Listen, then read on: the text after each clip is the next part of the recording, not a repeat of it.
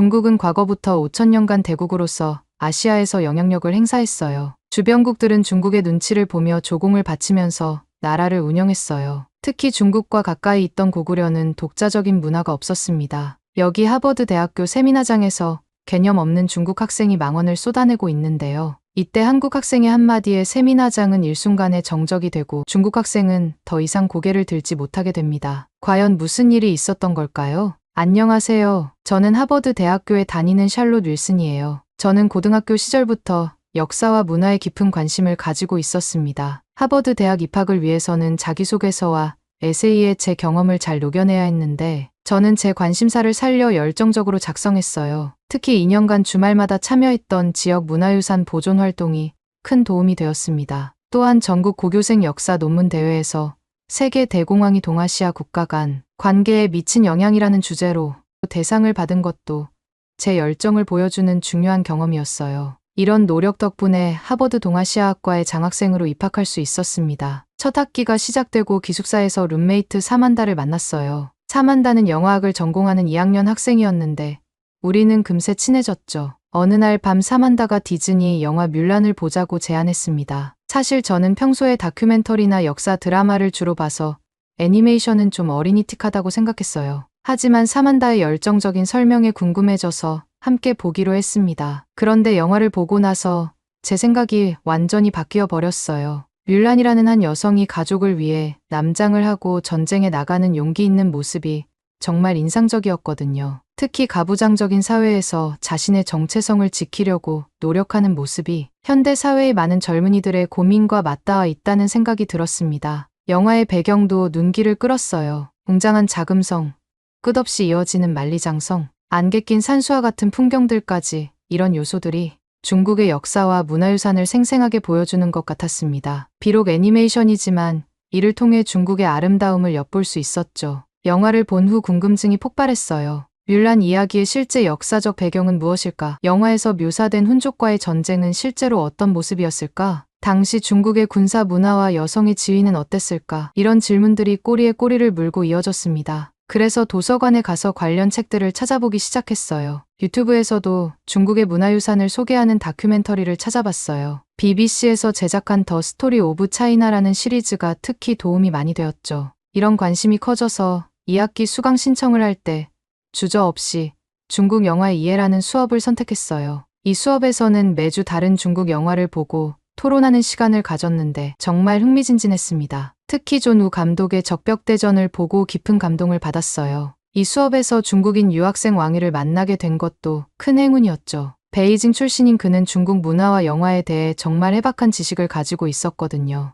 영화 토론 시간마다 왕위는 영화에 숨겨진 역사적 맥락과 문화적 의미를 마치 이야기를 들려주듯 설명해 주었어요. 특히 제가 깊은 감명을 받았던 적벽대전에 대한 그의 해석이 정말 인상적이었답니다. 왕위는 이렇게 말했어요. 샬롯, 삼국지에서 가장 중요한 전투가 바로 이 적벽대전이야. 이 전투에서 제갈량은 정말 대단했지. 오나라의 힘을 빌려 손 하나 까딱 않고 위나라를 물리쳤어. 그리고 조조가 보낸 장관을 역이용해서 이간질까지 했다니까. 왕위의 이 말을 듣고 저는 깜짝 놀랐어요. 이간질은 분명 나쁜 것이지만 전쟁 중에는 이런 책략이 전략상 중요할 수 있다는 생각이 들었죠. 전쟁의 혼란 속에서도 이렇게 정교한 계략을 세울 수 있다니 정말 대단하다고 느꼈어요. 그러면서 문득 이런 전략이 현대 정치나 국제 관계에도 적용될 수 있을지 궁금해졌어요. 과연 효과적인 전략이 될 수 있는지 아니면 오히려 국제사회의 비난을 받게 될지 고민이 됐어요. 제가 이런 생각에 빠져 있을 때 왕위가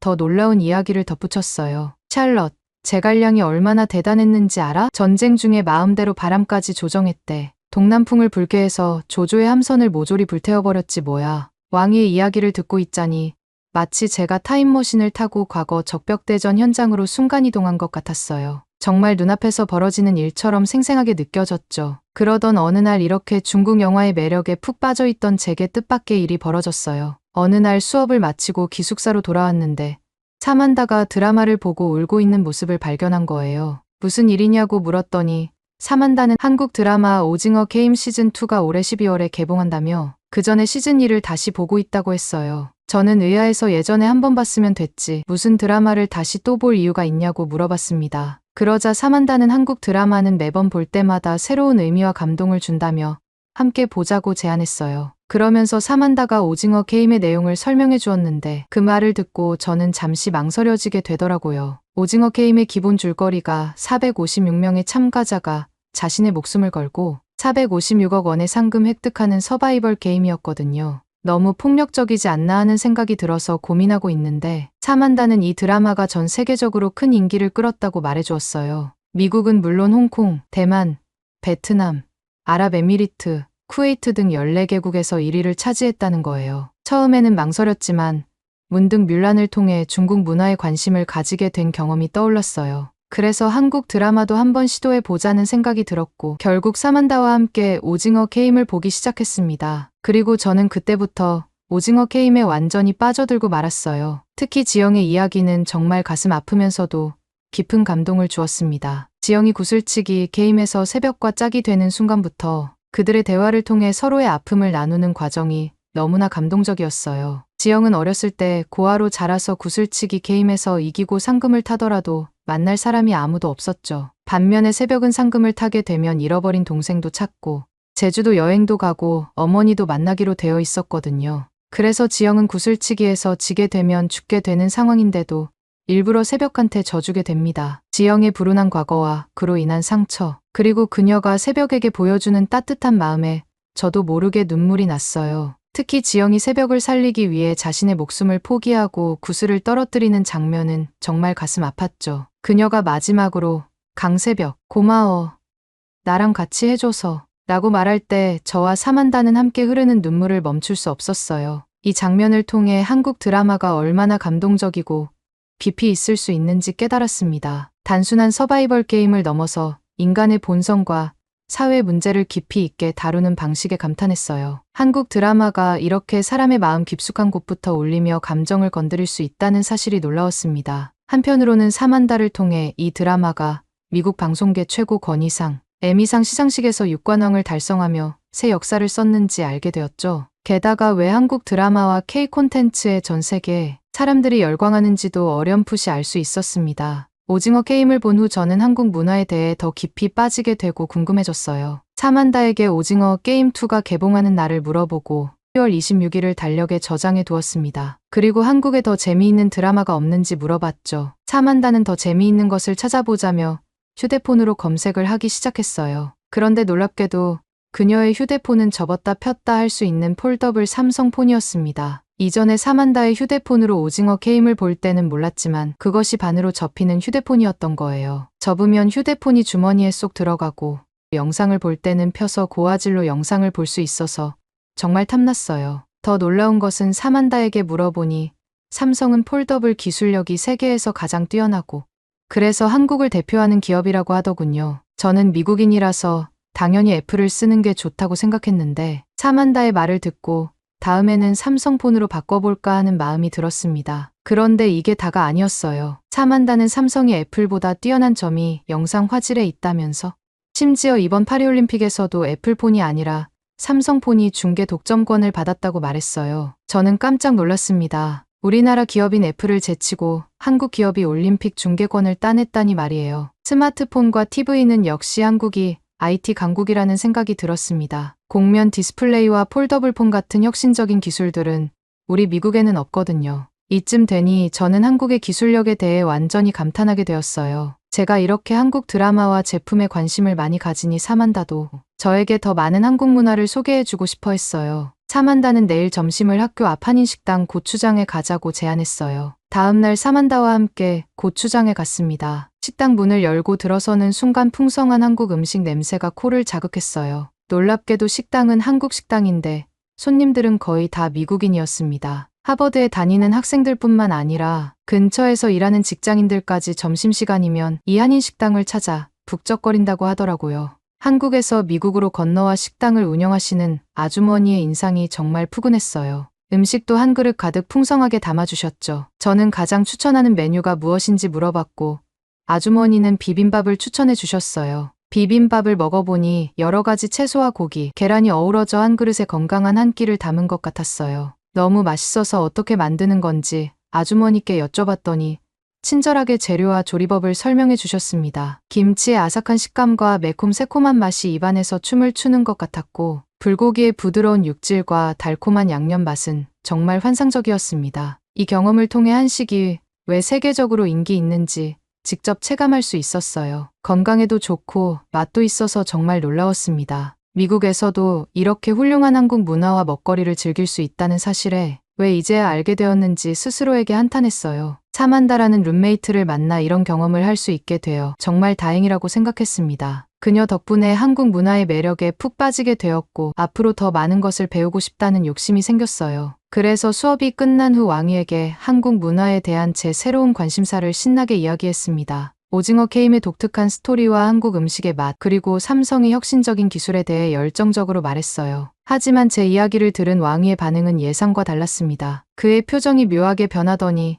갑자기 오징어 게임은 한국이 중국 것을 베낀 거라고 주장하는 거예요. 저는 깜짝 놀라 그게 무슨 말이냐고 물었죠. 왕희는 한국은 과거부터 중국의 속국으로 소국이라 불리면서 자신들에게 조공을 바쳤다고 말했습니다. 저는 정말 큰 충격을 받았어요. 오징어 게임 같은 대작이 중국에서 베낀 것이라니 믿을 수가 없었습니다. 하지만 왕희는 거기서 멈추지 않았어요. 한국 문화의 중국 기원서를 계속해서 주장했거든요. 한복이 중국의 한푸에서 유래했다느니 한국의 전통 음식들도 대부분 중국에서 시작되었다느니 하는 말들이었습니다. 하지만 제가 지금까지 공부해본 걸 종합해봤을 때 왕희의 말이 쉽게 납득되지 않았어요. 한국의 김치나 비빔밥 같은 음식들은 한국의 기후와 식재료, 그리고 문화적 특성이 깊이 반영된 고유한 음식이라고 배웠고, 한식 식당 고추장에서 주인 아주머니도 그렇게 말씀하셨거든요. 게다가 한식의 발효 문화나 장 문화 같은 세계적으로도 독특한 한국식 문화를 중국 거라고 주장하는 건 너무 터무니없는 말이었어요. 심지어 제가 사만다랑 같이 갔던 미국 내한식당 이름마저 고추장인걸요. 그래서 저도 나름대로 반박을 했어요.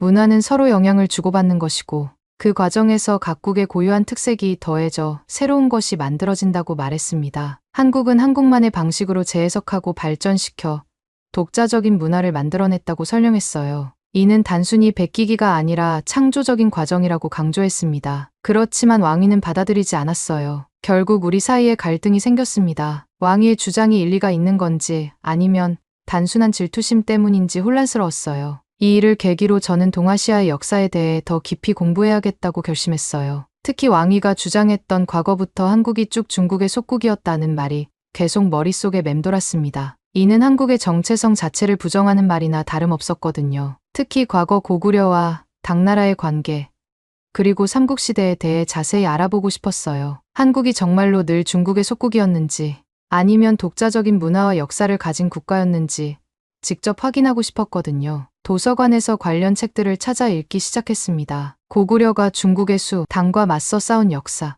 신라가 당과 동맹을 맺어 삼국을 통일한 과정 등을 알게 되었어요. 특히 고구려 을지문덕이 평양성에서 수나라 군대를 유인해 살수해서 대승을 거둔 전략은 정말 놀라웠어요. 고구려의 역사를 깊게 공부해보니 을지문덕이 중국의 전략가 제갈량의 적벽대전 전략보다도 더 뛰어났다고 생각했습니다. 제갈량이 적벽대전에서 불과 20만의 군대로 조조의 80만 대군을 물리쳤다면 을지문덕은 30만의 군사로 수나라의 113만 대군을 격파했으니까요. 한편으로는 어떻게 고구려가 5천년간 중국의 침략을 물리치고 독자적인 국가로 살아남을 수 있었는지 그 핵심 원동력이 무엇인지도 궁금해졌습니다. 이런 뛰어난 전략과 군사력이 고구려의 독립을 지켜낸 큰 요인 중 하나였겠다는 생각이 들었어요. 그렇게 왕위와의 어색한 논쟁이 끝나고 기숙사로 돌아가는 중이었어요. 기숙사 현관 앞 게시판에서 한 포스터가 제 눈길을 끌었습니다. 하버드 동아시아 연구소에서 주최하는 동아시아의 역사와 문화 세미나에 대한 안내문이었어요. 이 세미나는 학생들뿐만 아니라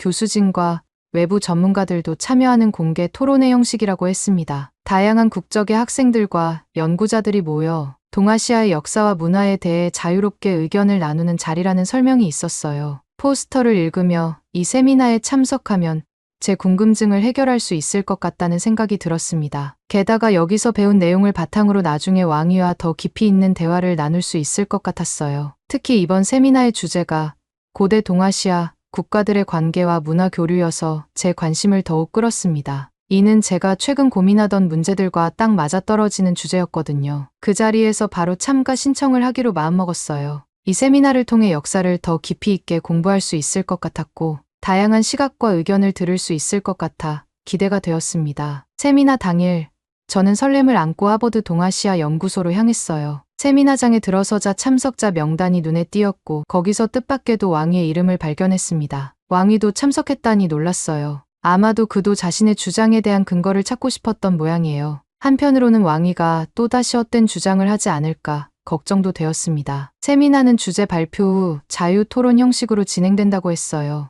각국 학생들과 전문가들이 모여 열띤 토론을 벌이는 모습이 인상적이었습니다. 세미나장은 U자 형태로 책상이 배치되어 있었고 아시아 학생들이 많았어요. 특히 동아시아 역사에 관심 있는 외국 학생들의 참여가 눈에 띄었습니다. 미국 학생들과 교수님들은 중간중간에 위치해 있어 토론 전체를 조율하는 듯한 인상을 주었죠. 토론이 시작되자 긴장감이 감돌았습니다. 각국 학생들은 자국의 입장을 대변하려는 듯 열정적으로 손을 들어 발언 기회를 얻으려 했어요. 특히 중국과 한국 학생들 사이의 신경전이 눈에 띄었습니다. 외국 학생들은 호기심 어린 눈으로 양측의 주장을 경청하는 모습이었어요. 토론이 시작되자 왕위가 먼저 발언권을 얻었어요. 그는 제 예상처럼 처음부터 거침없었습니다. 중국은 과거부터 5천년간 대국으로서 아시아에서 영향력을 행사했다고 주장했어요. 주변국들은 중국의 눈치를 보며 조공을 바치면서 나라를 운영했다고 말했습니다. 특히 중국과 가까이 있던 고구려는 약탈 문화를 기초로 해서 성장한 나라라고 언급했어요.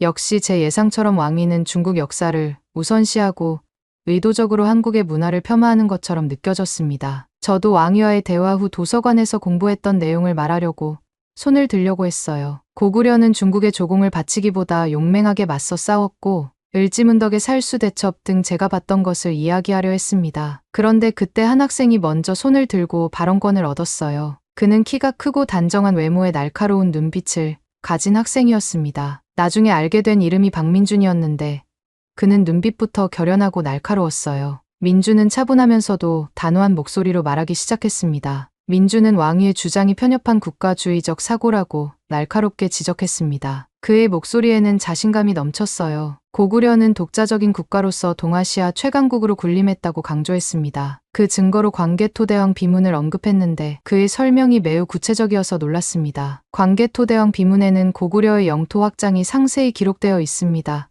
민준이 말했어요. 비문에 따르면 광개토대왕은 백제를 공격하여 58성, 700촌을 빼앗았고 신라를 도와 왜구를 물리쳤으며 말갈족을 정복하고 동부열을 멸망시켰습니다. 심지어 요동 지역까지 진출해 한반도를 넘어 만주 전역을 지배했다는 내용이 새겨져 있어요. 민준의 상세한 설명에 세미나장이 조용해졌습니다. 저는 이렇게 구체적인 역사적 증거가 있다는 사실에 놀랐어요. 고구려가 정말로 강대국이었다는 것을 실감할 수 있었습니다. 민준의 말에 따르면 오히려 한국이 강대국으로서 아시아에서 더 큰 영향력을 발휘하는 거였어요. 그러자 왕위가 다시 반박했습니다. 그의 목소리에는 약간의 동요가 느껴졌어요. 고구려의 약탈 문화처럼 최근의 오징어 게임도 중국의 것을 모방했다고 주장했습니다. 이 말을 듣는 순간 세미나장의 공기가 팽팽해지는 것을 느낄 수 있었어요. 이 말을 듣고 민준의 눈빛이 더욱 날카로워졌습니다. 그의 표정에서 역사적 사실을 왜곡하는 것에 대한 분노와 함께 현대 문화까지 깎아내리는 것에 대한 불쾌감이 읽혔어요. 저는 민준이 어떻게 반박할지 긴장된 마음으로 기다렸습니다. 민준은 베끼는 건 오히려 중국이 한국을 베낀다고 강하게 주장했어요.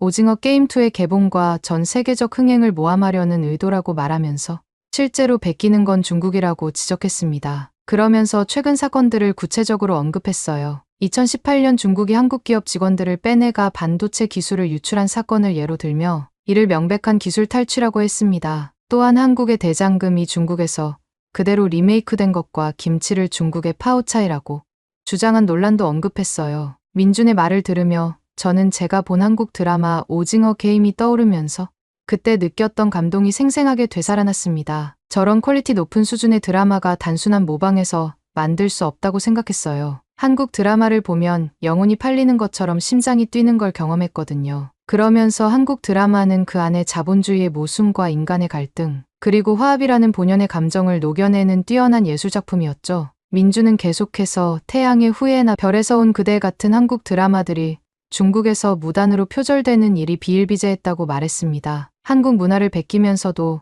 오징어 게임 같은 세계적인 콘텐츠는 회방 놓기에 바쁜 게 중국이 아니냐고 반문했어요. 왕의 얼굴이 더욱 붉어졌지만 여전히 뭔가 흠집을 내고 싶어 하는 것 같았어요. 그래서 한국 드라마는 폭력적인 내용으로 젊은 층에게만 인기 있다고 주장했습니다. 특히 오징어 게임을 예로 들며 사람을 죽이는 잔인한 내용이 어떻게 인기를 얻을 수 있는지 반문했어요. 민주는 침착하게 반박했습니다. 오징어 게임이 나이를 불문하고 모든 사람이 좋아하는 드라마라고 말하면서 실제 드라마의 주인공이 오일남 할아버지라는 점을 강조했어요. 그는 이어서 한국 드라마가 전 세계적인 인기를 끄는 이유는 드라마 안에 담긴 깊은 휴머니즘과 철학 때문이라고 설명했습니다. 민주는 오징어 게임이 단순한 생존 게임이 아니라고 말했어요. 이 드라마가 현대 사회의 자본주의와 불평등 문제를 날카롭게 비판하고 있으며 빚에 시달리는 주인공들의 모습이 전 세계 많은 사람들의 현실을 반영하고 있다고 설명했습니다. 이런 보편적인 문제의식이 전 세계 시청자들의 공감을 이끌어냈다고 덧붙였어요. 또한 오징어 게임의 주인공 오일남 할아버지 캐릭터에 대해 언급했습니다. 오일남 할아버지가 한국의 경제 성장을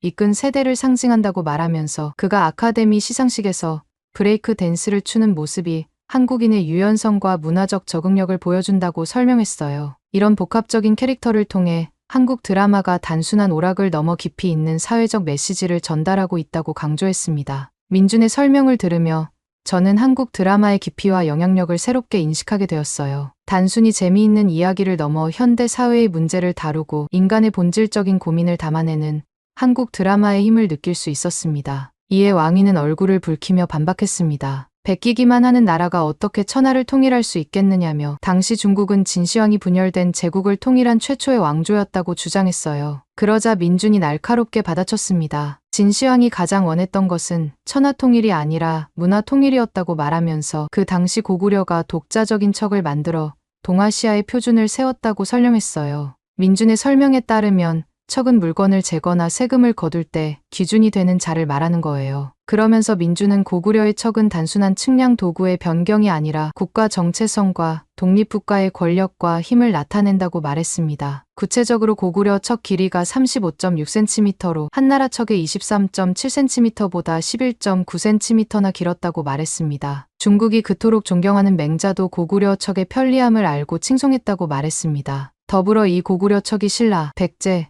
심지어 일본까지 전파되어 사용되었다는 점을 강조하며 이것이 고구려의 국제적 영향력을 보여주는 증거라고 주장했어요. 민주는 열정적으로 말을 이어갔습니다. 이처럼 고구려는 누구를 모방하거나 베끼지 않고 독자적인 표준을 만드는 나라였습니다. 과거에 고구려가 세운 척이라는 문화 기준이 현대에 와서 글로벌 대한민국이 전 세계 표준이 되는 것과 같습니다. 고구려 시대의 35.6cm 척이 동아시아를 휘어잡았듯이 지금의 대한민국은 K-팝, K-드라마, K-뷰티, K-기술, K-푸드까지 전 세계를 매료시키고 있습니다. 우리의 DNA에는 세계의 표준을 만들어내는 창조적 혁신의 정신이 흐르고 있는 거예요. 고구려부터 지금까지 우리는 언제나 세계를 선도하는 문화 강국이었고 앞으로도 그럴 것입니다. 민주는 이러한 전통이 지금까지 이어져 한국이 문화 강국으로서 아시아를 넘어 전 세계에 영향력을 발휘하고 있다고 강조했어요. 그는 한국이 과거부터 지금까지 계속해서 문화의 표준을 만드는 나라라고 강하게 주장했습니다. 이 설명을 들으며 저는 고구려의 척 하나가 얼마나 큰 의미를 가지고 있는지 깨달았어요. 단순한 측량 도구가 아니라 한 나라의 경제, 문화, 그리고 국제적 영향력을 보여주는 중요한 증거라는 점이 놀라웠습니다. 민준의 설명이 끝나자 세미나장은 잠시 숨죽인 듯한 정막에 빠졌습니다. 왕이는 고개를 숙인 채 자리에 앉아 있었고 그의 어깨가 살짝 떨리는 것이 보였어요. 그는 더 이상 반박할 말을 찾지 못한 듯했습니다. 토론은 거의 끝나가는 듯했고 모두가 결론을 기다리고 있을 때였어요. 그때 갑자기 세미나장 뒤쪽에서 목소리가 들렸습니다. 모두가 그쪽을 바라보자 하버드 동아시아 연구소의 소장인 마이클 퍼셀 박사가 일어섰습니다. 퍼셀 박사는 중국 학생들을 바라보며 차분하게 말씀하셨어요. 여러분, 역사는 항상 우리에게 새로운 관점을 제시합니다. 고구려 시대부터 지금까지 한국은 대국으로서 동아시아에 중요한 영향력을 행사해왔습니다. 고구려의 척이 동아시아의 표준이 되었듯이 현대의 한국 문화와 기술이 세계의 표준이 되고 있어요. 그는 잠시 숨을 고르고 계속 말씀하셨습니다. 광개토대왕이 만주 벌판을 호령하며 아시아의 최강자로 군림했듯이 지금의 대한민국은 문화와 기술 면에서 세계를 선도하는 강대국이 되었습니다. K-팝, K-드라마, 반도체, 조선기술 등 다양한 분야에서 한국은 세계의 중심에 서 있어요. 대한민국이라는 브랜드가 전 세계로 뻗어나가는 것은 바로 이런 역사적 맥락의 연장선상에 있는 것입니다. 퍼셀 박사의 말씀이 끝나자 세미나장은 잠시 정막에 빠졌어요. 그의 권위 있는 평가에 모두들 수긍하는 듯했어요. 저는 이 말을 들으며 가슴이 뭉클해졌어요. 한국의 역사와 현재가 이렇게 긴밀하게 연결되어 있다는 사실, 그리고 세계적으로 인정받는 학자의 입에서 한국의 위상을 듣게 되니 왠지 모를 소름이 돋았어요. 세미나가 끝나고 나오면서 저는 한국 문화에 대해 더 깊이 알아가고 싶다는 생각이 들었어요. 이 경험을 통해 역사와 문화를 바라보는 제 시각이 완전히 바뀌었다는 걸 느꼈습니다. 앞으로 저는 한국어를 본격적으로 배워볼 생각이에요. 언어를 통해 문화를 더 깊이 이해할 수 있을 거라 믿기 때문이죠. 또한 한국의 역사와 문화에 관한 수업을 더 많이 듣고 관련 책들도 찾아 읽어볼 계획입니다. 더불어 한국의 현대 문화도 적극적으로 체험해보고 싶어요. K-팝 콘서트에도 가보고 한국 영화나 드라마도 더 많이 보려고 해요. 기회가 된다면 한국 문화 체험 프로그램이나 교환학생 프로그램에도 참여해보고 싶습니다. 이번 경험을 통해 문화의 힘과 영향력을 실감했어요.